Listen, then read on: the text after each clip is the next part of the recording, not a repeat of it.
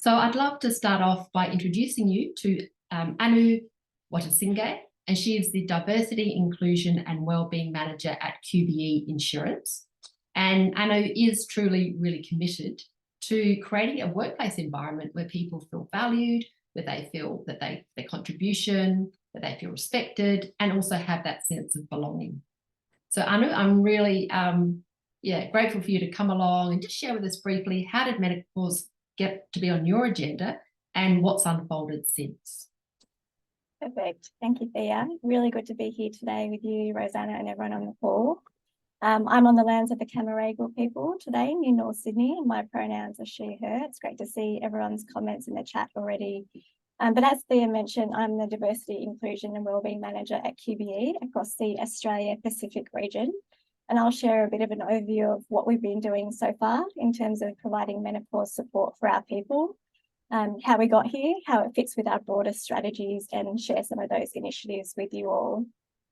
I won't be sharing any slides today, so hopefully you can bear with me as I provide my update, but really just wanted to start off with providing a bit of context about QBE. So our Australia Pacific operations are part of the international QBE Insurance Group, and our headquarters is in Sydney on Gadigal lands of the Eora Nation. We have approximately 3,500 people across Australia, New Zealand and Pacific nations. And the average age of our people is around 40, with over half of our workforce female. So a really clear demonstration as to why menopause support in the workplace is so important for us. To set the context a little bit more in terms of our approach to diversity and inclusion, it really is about creating an environment and workplace that is truly inclusive for everybody. So as Thea said, ensuring our people feel valued, respected, heard, have a sense of belonging, and really have that psychological safety as well to speak up in times of need, or to share their concerns or ideas or whatever that might be. And all of this really closely aligns to our values as an organisation. For some, they might be words on a page, but for us, they're really lived and breathed every day by our people. And we really believe that it's not just what we do, but how we do it that is really important as well. We really do try to lean into, sometimes real life matters, such as menopause and the experience that people have, and broader societal issues as well that traditionally aren't discussed in the workplace. And I think the fact of the matter is we spent so much of our lives working, we might as well make that a pleasant experience and provide support for our people in times of need. And there are real life issues that people can sometimes suffer in silence, particularly when it does come to the extreme symptoms of menopause that some people face. So for us, it's really about having that confidence that our people will feel heard and understood and supported to proactively manage their wellbeing and the different life stages and experiences that we all go through. And it's really about building that trust so that people know we're authentic in our response and their experience won't disrupt their career or minimise that. In terms of our D&I approach, we're also very deliberate in terms of how these conversations and support pathways reflect the intersectionality of the communities we represent. So whether it's menopause, mental health, early pregnancy loss, family domestic violence, rainbow families, disability, there are some challenging areas there, but that's real life for a lot of people. So we really try to lean into those things and provide support, raise awareness of other people's lived experience, put yourselves in someone else's shoes, which can be so powerful to building a culture of care, respect and empathy. And we're really fortunate that we partner with people like Thea to really help us build our strategy and programs. So we're very deliberate that we do partner with external experts in those different focus areas to strengthen our approach. When it comes to how did menopause actually get on our agenda and where it sits, so it does fit as part of our broader D&I and wellbeing strategy. But for us, what it really comes down to is that it is a workplace issue. There's a lot of synergy and alignment on our approach to menopause and our broader inclusion strategies. So Thea touched on gender equality, which probably is quite straightforward to understand why, but also working families We're actually an accredited working family-friendly workplace. So this has great alignment to that work and obviously wellbeing as well. And we know that menopause impacts a range of people and ages. We generally use the term people where we can to be really inclusive of diverse ways and community members that experience menopause, because language is such a powerful tool. However, we do also recognise for specific statistics, for example, we do refer to women. So we know menopause affects women, trans men, and non-binary people. And some of those people will experience very extreme debilitating symptoms that can affect their personal and professional lives. And that can also impact their confidence, career progression, and retention.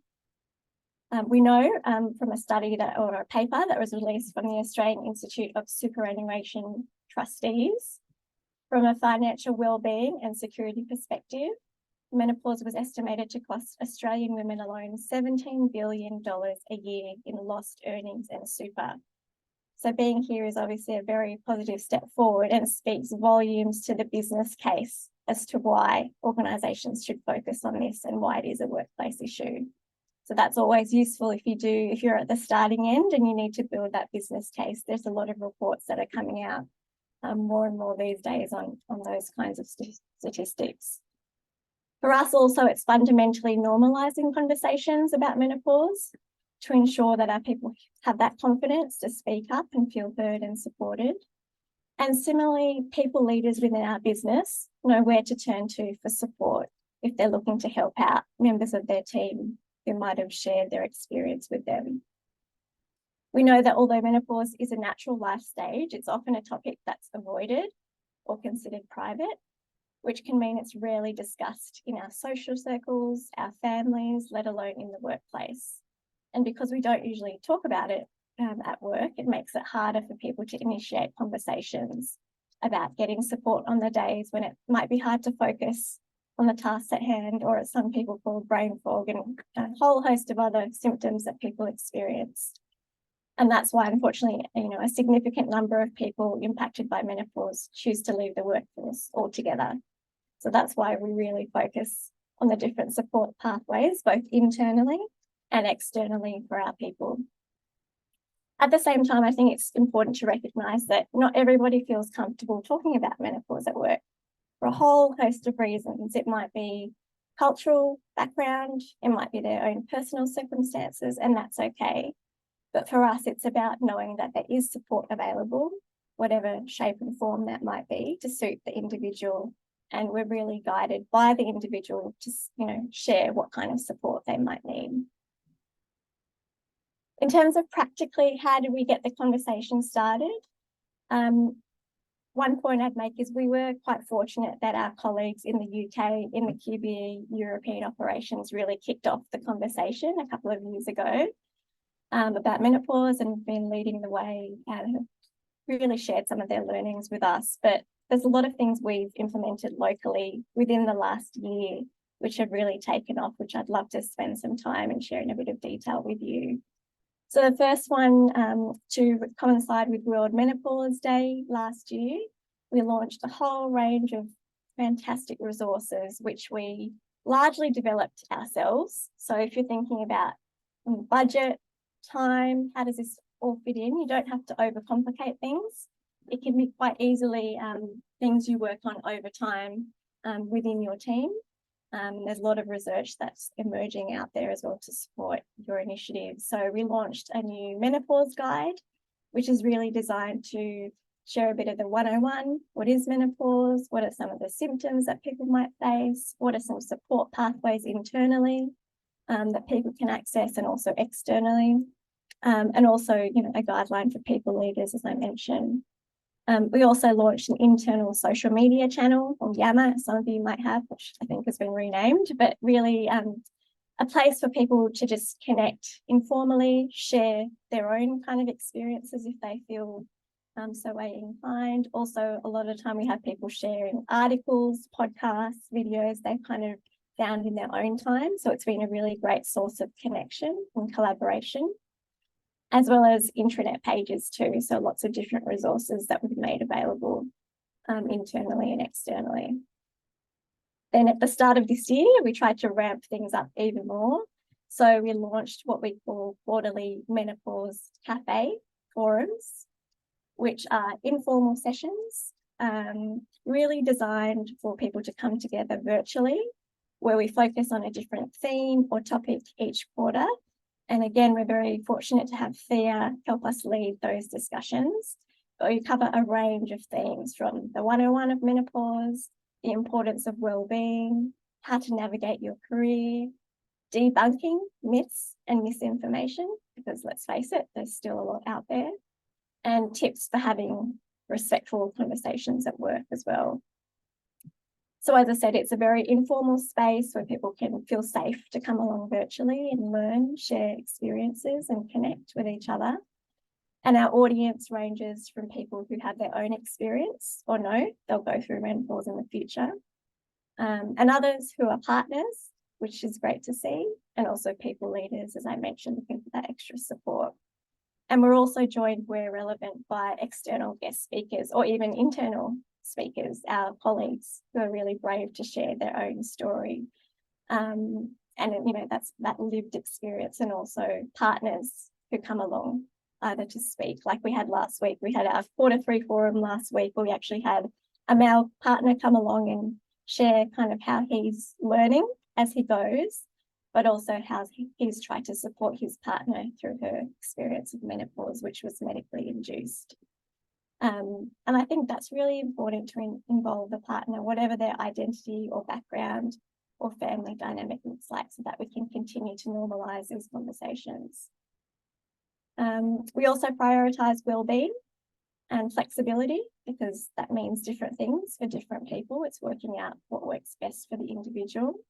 And we have a mental health app we use at QBE called Unmind, which is QBE funded for all employees across Australia, New Zealand and the Pacific if they wish to use it. And it has really great holistic and scientifically based content on menopause, so supporting people through that journey. Policies and leave are obviously very important too, which we also enhanced this year. So we have what we call a flexible leave policy, which probably isn't the best name for it, but it's really there for our people to access support with juggling the many different kind of life stages and experiences they may go through, including menopause. So our people can access this leave to support the management of menopause symptoms, acknowledging that menopause is a life stage, not an illness. And that's something we're very deliberate in our language and comms as well.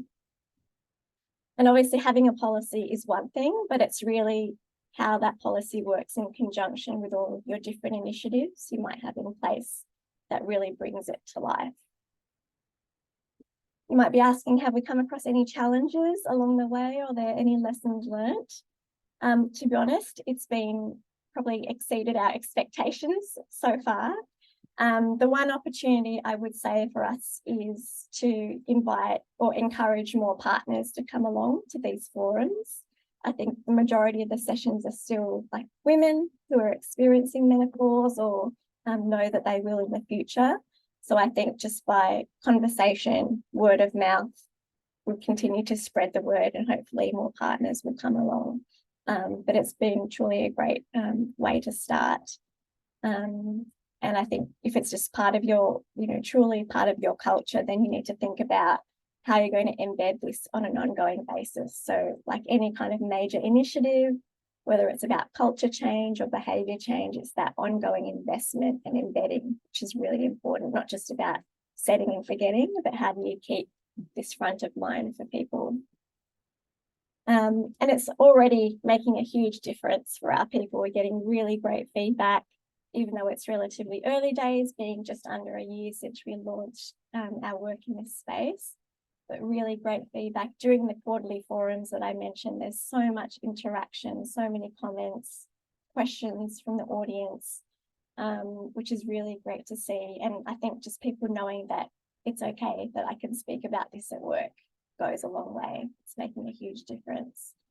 One example of feedback I can share is we had a new starter come along to one of our sessions. She was only in the role for a couple of weeks and decided to come along, and she got so much out of it that she developed a practical action plan, which involved how she would talk to her family about this, support from them, from her GP, and also her people leader.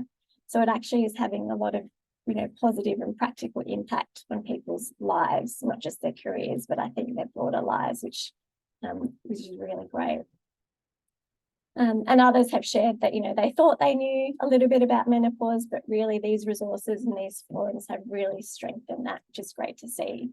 So, it not only has obviously individual benefits, but that then translates to flow-on effects to your employer brand, reputation, engagement levels, and people generally feel proud to be part of an organisation that's even just talking about this, let alone providing a lot of support for the people involved.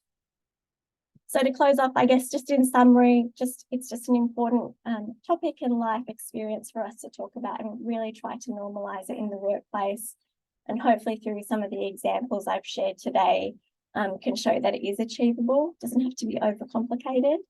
And through those access to those resources, support pathways and inclusive practices, you can actually achieve great things in a relatively short time frame. Thanks, Thea. Awesome. Thank you so much, Anu.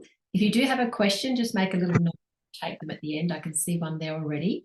Yeah, but just want to acknowledge, use the word deliberate a number of times. And I love how you've been really deliberate about your efforts. It hasn't been random, and your very strong commitment to diversity and inclusion. And you always think about different ages, gender identity, culture, getting partners involved. I loved hearing the flow-on effects to some of the people outside the workplace, the family members. And you're saying that this initiative exceeded your expectations. And that's something that often the response is often more positive and much more strong than workplaces anticipate. And I always remember the words of Professor Jo Brewers from the UK, who was one of the trailblazers in writing a government report. And I think one of her little sayings is, look, if you're nervous about introducing this topic, she said, just remember you might be pushing on an open door. And this sounds like your experience was a bit like that. So thank you. I'd like to switch now and introduce Rosanna Luca, who's a Senior Engagement Officer with Heritage New South Wales Department of Planning and Environment. And I was interested in inviting Rosanna, who's going to talk about, how menopause has started to become on their agenda, but also to hear from someone who's participated in some of the menopause programs that were offered by her organisation. Because I think it's good to hear from a user as well as a planner, because all of these efforts are geared towards changing the experience of someone who's experiencing menopause, and we need to know, is it having an impact? So thanks, Rosanna. I know you've kind of almost got two hats here on, haven't you? Like talking about how. Yeah, that's fine. Experience. So whatever you've got to share, we're all ears. Thanks for the introduction, Thea. Thank you. Hi, everyone. So I would also like to begin by acknowledging the traditional owners of the lands where all of us are meeting. I've noticed we've got some interstate people too, I think international as well, or mainly interstate, which is great. And in particular, in the context of today's gathering, I was also thinking about the important role of Aboriginal women as wisdom keepers and healers. And then I started thinking about ancestors from all of the cultures that we're from. And I have no doubt that many women before us intuitively knew about this stage of life, celebrated it, and found a way to manage it, as we're talking about today. So I am a member of our department's spokeswomen's committee. And the committee is for the Environment and Heritage Group, which is one section of a very large government department, currently known as Department of Planning and Environment in New South Wales. So the committee represents our spokeswomen's program, and it's been going since 1977 as an affirmative action for women in the public service, which is how it started.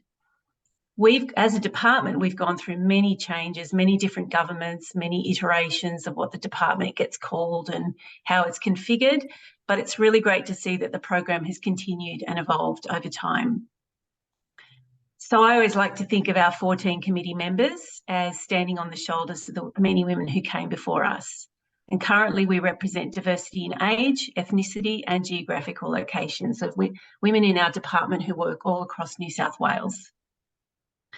The reason for the program is still relevant, and the slow change in gender equity in the public sector has been recognised by the New South Wales government, and they have set some diversity targets for the public service. And so our program and our committee plays an important role in achieving these targets.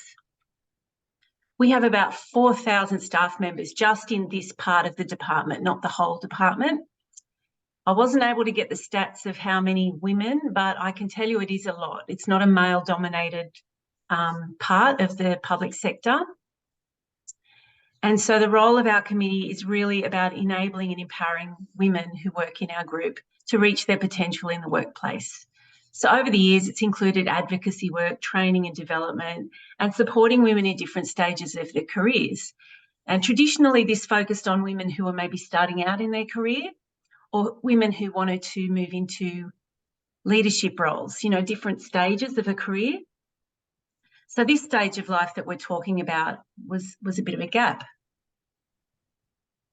So ours, as Thea has referred to, came about in a more organic way. A few years ago, the committee had funded some training which didn't go so well, so they were looking around for some other ideas to offer. And at around the same time, some of the committee members were working for the National Parks and Wildlife Service, which is also part of our group, and they had brought the idea of training and support for women experiencing perimenopause, which had been supported by their Work Health Safety Committee. So I guess the stars aligned. The committee was looking for some new training to try, and this idea had come to them at the time. And so it was recognised that, oh, this is perhaps a cohort of women in our department that we have not been engaging with as much.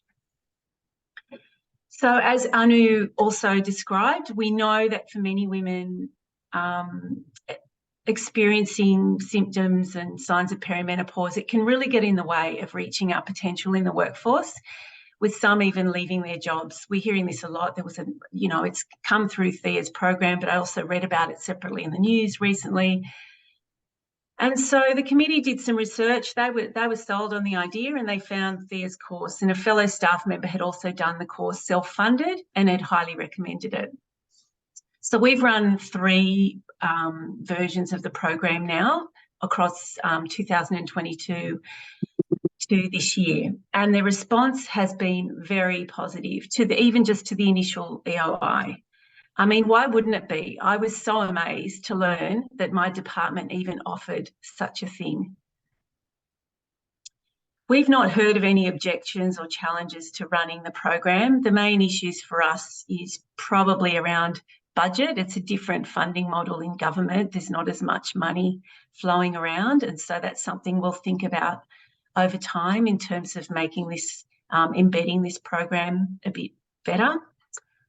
And so, but I'll talk to you a bit about the program, and I'm sure Thea will too. So it's basically run online, and what I like about it is it works really well to draw in participants from all across New South Wales, and it also was really great to be able to fit it in around our busy workloads. So, for example, it'd be a 3-hour session in the morning, and then we'd stop, and then we'd catch up on our work and emails in the afternoon. So each time of the 3 times that we've offered it, the program has rated very highly the Menopause in the Workplace program. I believe, Thea, the first time you ran it, it was called The Change, but it's a sort of an iteration of the same type of program. Yeah, it's now called the Orca effect. Yes, the Orca effect. Another time. So we collected feedback. The committee collected feedback after each program, as did Thea. And what we saw was things like a significant improvement in the association of the word menopause, with being, more about opportunity rather than it being seen as a sort of a loss or a decline or something negative, increased sense of support and connection with other women, people just feeling better informed and having a better understanding about the health behaviours and work practices that they can do in their lives. I'm going to end my slideshow there, and I'd like to just share a bit about my experience having gone through the program as well. So in that, I can just talk to you directly. So I completed Thea's Menopause at Work Orca Effect program earlier this year. So a bit about me and how it was for me. I'm 51 years old. I have a beautiful 26-year-old son and a very supportive partner who I'm sure is going through his own hormonal and life changes. Both of them are very loving, gentle men. And sometimes lately, I feel like I'm the alpha male in the house. I've worked in the public sector for over 20 years. And up until very recently, I never really thought much about my age at work. I mixed with everyone and I just did my job. And all of a sudden, almost overnight, I started to feel a sense of being old, comparing myself with younger colleagues coming up with skills that I didn't have. And even, people sort of like managers above me being younger than me. I was starting to feel a bit less confident, questioning myself, maybe not as relevant anymore. I'm lucky that I don't have some of the hardcore symptoms that many women have, although I have noticed physical changes too. I'm having a little trouble fitting into my work pants. Some days I feel very teary, and this can be really awkward in the workplace. So at the start of Thea's program, I was very much in the headspace of what is wrong with me? Why am I feeling this way? And by the end, I had a much better understanding about perimenopause, how it's affecting me personally and at work, and how I can better take care of myself to manage the mental and physical symptoms. I have a lot more compassion for myself now and other women around me experiencing the same thing, because we can't control a lot of these symptoms. I'm more open to this topic of conversation with my colleagues and friends. I could barely say the word until recently, let alone be in a forum like this talking to you about it. And I've created for myself a new inner circle of wise women at work where we can share our experiences and support each other over a hot chocolate, lunch, or a sanity chat on Teams. And some of them are online with us today. On the whole, I have a newfound confidence. I figured I've learnt a lot along the way. I have plenty more to offer in my workplace. So I now put my hand up when there's something that I want to work on, if it's something that I'm interested in, and it's something that I know I can bring a deeper level of experience and sensitivity to. I value myself, my skills and my experience and what I have to offer, and I'm not waiting for the approval of others. I also advocate for the other women around me who are in the same life stage to encourage them to also see themselves in that way. And so this is how I operate in the workplace now. And so for me, this is the difference of doing the Menopause at Work Orca Effect program. That's the difference it made for me.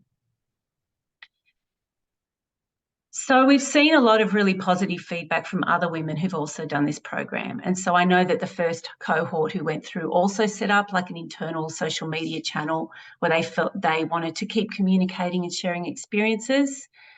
I'm really interested in Anu's idea of the Menopause Cafe, and I'd like to look into that idea a bit more. That sounds really great.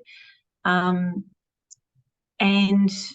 because, as I said, there's this issue around how do you run this long term, when there's a limited budget. So I'm really keen to hear other ways of also getting this information to the many women in our department. Most of the women who went through said that they would recommend the course to others, and they and me are very keen for many other female staff to have this opportunity and to also create a menopause-friendly workplace culture more broadly. I feel like we've really just started on that. So we're going to continue the conversation with Thea about the future opportunities to deliver. So thank you. Super. Thanks so much, Rosanna, sharing your experience. And isn't it great to hear women like you talking about feeling more experienced, more confident, more able to advocate for other women with just that little bit of support. And I guess there are many different ways of cultivating menopause champions. And, I feel like that's how you've emerged. Yeah. And appreciation for your very personal sharing as well. So thank you so much for that. And at two quite different stages in very different organisations. It's more appreciation for your sharing. So now we've got a little bit of time for questions, or even if you'd like to share, this is how we did it in our organisation. I know you did answer one question earlier up, Anu, but just for those who might have missed it, there was just a question about how many days leave you included in your flexible leave. Do you want to just talk a little bit about how you came to that decision? So we already had a flexible leave policy in place, but we enhanced it, I guess, this year. And it's really about recognising, as I said, the different life stages, experiences that people go through as part of life. So in addition to recognising or, having access to it for menopause symptoms and support, some of the other reasons are like fertility treatments, appointments, again, talking about these types of issues that people face in their real life, but talking about it at work so that it's normalised and people can seek support they need. So that is currently part of our flexible leave policy, that entitlement.